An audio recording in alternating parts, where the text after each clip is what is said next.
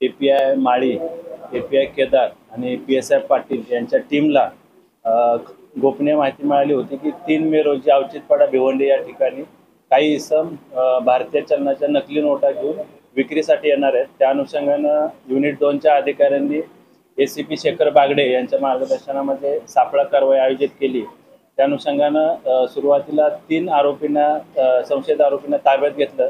त्यांच्याकडे भारतीय चलनाच्या बनावट नोटा अंदाजे 30 लाखाच्या आपल्याला मिळून आल्या। त्या अनुषंगानं कायदेशीर कारवाई केली। त्याचबरोबर त्या तपासामध्ये पुढे आपण मुख्य आरोपीच्या कार्यालयाचा, घराचा वगैरे आपण सर्च घेतला, शोध घेतला। त्या अनुषंगानं पुढे आपल्याला अधिक बनावट चलनी नोटा मिळून आल्या।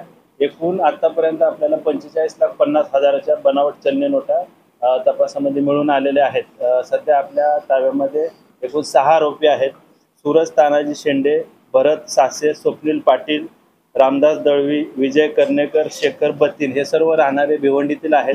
हे अवचितपाडा येथे भारतीय चलनाच्या बनावट नोटा घेऊन येणार होते। त्या अनुषंगाने आपण ही कायदेशीर कारवाई केलेली आहे। तपासामध्ये आपण हे सदरचे आरोपी हे बनावट नोटा कुठे छापत होते, कशा पद्धतीने ते छपाई करत होते, ते कुणाला विकणार होते किंवा या बनावट नोटांचा अजून कुठल्या दुसऱ्या गुन्ह्यामध्ये त्याचा वापर करणार होते का, या अनुषंगाने आपण अधिक तपास करत आहे। सध्या त्याचा तपास सुरू आहे। आरोपी सध्या पोलीस कस्टडीमध्ये आहेत। त्यांच्याकडून आतापर्यंत आपल्याला जो मुख्य आरोपी आहे रामदास दळवी याचं ट्रान्सपोर्टचं ऑफिस आहे भिवंडीमध्ये।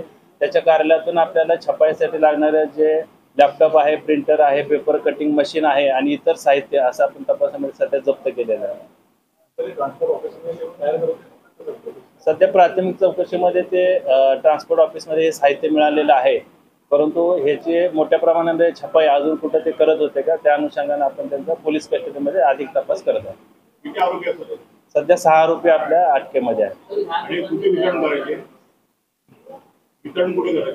वितरण ते भिवंडीलाच एका इसमाला नोटा विक्रीसाठी देणार होते अशी आपल्याला माहिती होती। त्या अनुषंगाने आपण त्यांच्या सापळा कारवाई आयोजित करून त्यांना ताब्यात घेतलं।